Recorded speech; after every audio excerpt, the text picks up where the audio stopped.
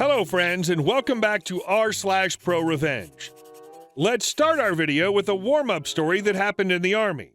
But before we begin, don't forget to subscribe to our channel if you're new here, and turn on notifications so you don't miss a new video every single day. Here we go. Air Force captain attempts to publicly humiliate me. Some backstory info. When I was about a year old, I just started walking and had an accident where my mom accidentally spilt boiling water on me. She was cleaning the baby bottles and ended up burning my arm and part of my neck. My mother to this day will cry every time bringing up the story. For me, I was too young to remember, so it really doesn't bother me. 100% an accident, just should have been more aware of her surroundings, and has been a very loving mother throughout my life. I was new to the Navy, just reaching my first duty station. Even though I was newly enlisted, I still had an extensive knowledge about the lifestyle as my dad served 21 years. In a group of about 30 to 35 joint service personnel, this Air Force captain comes up to me and starts yelling at me in front of everyone, saying how I was out of regulations for having hickeys on my neck. Trying to make an example out of me, how this is unacceptable.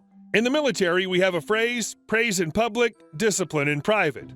I simply replied with a stern voice, "Ma'am, for a captain in the United States Air Force, I thought you would have a little more respect for someone who's been physically abused as a child."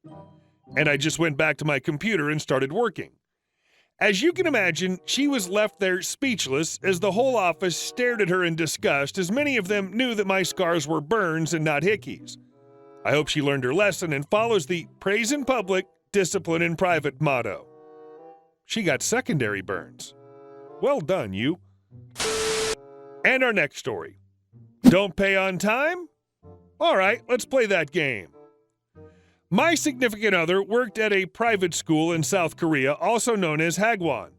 Hagwon teaches all kinds of subjects, and this particular one taught English. They would hire native English teachers from around the world to come to Korea and teach English. Although I've never taught English in Korea, I've been in Korea long enough to be very familiar with the laws, practices, and heard numerous horror stories. I also am good friends with a Korean who's a lawyer that specializes in business disputes. So I met my girlfriend. She found a second school to work at after her first school shut down due to retirement of the owner. However, her second school had some warning signs that I was concerned about. 2 months into our relationship, my girlfriend is annoyed. I find out that her school is only paid half her salary and will be paying the other half in 1 week. This was a massive red sign to me. I gave my girlfriend advice on what to do at this point. She ignored me and said, "They're just having a little cash flow issue. Some students haven't paid on time." Okay, whatever. 2 months later, we get invited to a dinner hosted by the owners, a husband and wife. I got off work early and headed on over. Red sign number 2. Both husband and wife drove very, very nice cars. The wife had a Tesla and the husband had a very nice BMW 5 Series. Off we go to dinner. I get to dinner. My goal is to learn as much about my girlfriend's school owners as possible, so I jump into pleasant conversation. More red signs to follow. They have 3 kids, 2 young ones and 1 older one. The 2 young ones attend numerous Hagwons for various things. This is expensive. And their oldest is attending college in America. Also expensive. They live in the rich part of town in a very large apartment, which I was able to find out is financed, aka high payments. Next month, girlfriend pay is late again. Let's just say she kept telling me to mind my own business each time I tried to give her advice. This went on like this for 3 months. And finally, she went an entire month without getting her full salary. She got about a third. Final red sign. Girlfriend comes over to a letter on her door of her apartment for eviction. You see, in Korea, it's common for the school to pay the rent and provide housing. Apparently, they haven't been paying rent. Girlfriend's mad, she's broke, and about to become homeless. The time for action is now. Remember when I said I knew what to do? ProRevenge starts here. I had her check her national pension, tax records, healthcare information, all of which are legal requirements for her to maintain her visa. Even though her school hasn't paid those things for months, she's required to pay them. I'm fuming PO'd. The school's royally effing over my girlfriend, and that's not cool. My girlfriend is distraught because she's a very prideful woman that now she has to ask her boyfriend, that's me, for help. I pull into the savings and pay up all her requirements and set up regular monthly payments to ensure that even if her school doesn't pay, which they haven't, she can maintain her visa. I then ask her a favor. I want to sit down with her co-teachers. Experience has taught me she's not the only one getting effed over. However, you know what the beautiful thing about this is? You see, the Korean government is sick and tired of schools bringing over foreign teachers and effing them over. I tell all her co-teachers to keep going to work, they have to maintain their visas, and I would get back with them in a day or so. I'm also good friends with a Korean who's a lawyer that specializes in business disputes. Remember that part?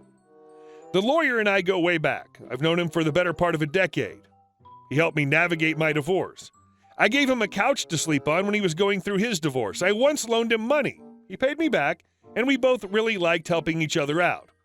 We go to our favorite barbecue place, start pounding back the soju as I explain to him the situation. He gets madder and madder. He's upset because he feels like this is giving those foreigners a bad view of his country, and he hates Koreans that make Korea look bad.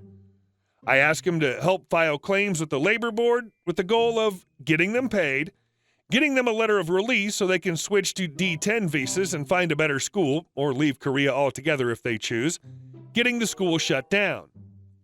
Now, my friend wouldn't be suing the school as a government-appointed lawyer would be. Since this is a labor board issue, he doesn't really need to do much. However, when a Korean lawyer who specializes in business law calls the labor board to file a complaint about a breach of contract with an English teacher against a Hagwon, that carries more weight than if the teacher goes through it by themselves. Also, I feel like it helps the communication and eliminated potential language disputes. This would be compounded by the fact if each of those teachers filed separate cases against the same school a few days apart. He agrees to help. Strike one. Girlfriend goes up first. My friend sits down with her, collects what evidence she has, calls the labor board, complaint one filed. Bam. Girlfriend goes to school. Her boss is pissed. Her boss approaches her and asks, "How can you betray me?" My girlfriend said, "Pay me my money." Boss asks, "How can you do this?" Girlfriend said she smiled and said, "This is just the start." Strike two. Co-teacher 3 goes to my friend. He calls the labor board. Guess what? Same case manager has gotten 3 valid labor disputes over breach of contract from the same school, all in a matter of 2 weeks. This school is now not only a liability to its employees, but the Korean government. The hits land. Labor board apparently called the school, demands that all salaries, pension payments, taxes, health insurance premiums, and rent be paid in full within 10 days, or the education license and business license will be revoked, and the school's assets will be seized and sold to pay the teachers what they're due. In addition, creditors / etc. who are also very likely owed money will be paid. Left hook lands. My girlfriend said the next day at school was crazy. The owners were freaking the F out. Their entire lives were falling apart. They had a government lawyer so far up their butt they couldn't even sit down. That's when the owners decided they would pull all the teachers into a meeting and work out a settlement. Keep in mind at this point the school owed approximately $20,000 in back wages, healthcare premiums, pension payments, and future liabilities on top of whatever rent was due for all their apartments, which by this point were all under separate eviction proceedings. The owners offered each one of them $1,500 in cash that day if they'd be willing to drop the labor dispute. Each one of the teachers pulled out my friend's business card and said, "Any settlement offers should be made to my lawyer." I so wish I could have seen this happen. The owners grab the business cards, look at the teachers, and go, "You have a Korean lawyer?" They answer, "Yes." "You all have the same lawyer?" They answer, "Yes."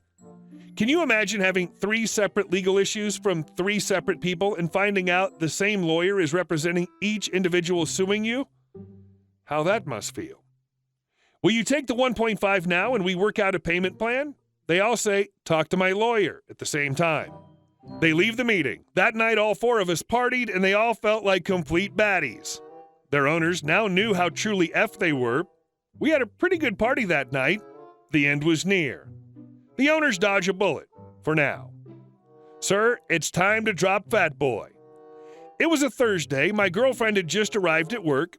Yes, she was still legally required to work at a school that wasn't paying her, when shortly after she started, a bunch of Koreans arrived in suits, posted up notices, 15 minutes go by, and one of the Korean men in a suit steps inside the classroom, introduces himself, and says all the students are going to be getting bused home for today. All the kids are loaded onto the buses, and each one given a notice to give to their parents. My girlfriend is instructed to wait until all the students are gone. Process takes about an hour. Then my girlfriend is told she's to go home, and the labor board will contact her for the next step. They step outside. There's a moving van with a few Korean men waiting around. My girlfriend calls my friend the lawyer, who calls the labor board. The school's been foreclosed on. Their assets are going to be seized and sold, and the teachers will be paid out of the proceeds of the sale. If the school doesn't have enough assets to cover the salaries, payments, etc., the government will seize any assets of the owners to pay. The teachers now had a judgment, and the courts are going to collect and pay out on it. The dust settles.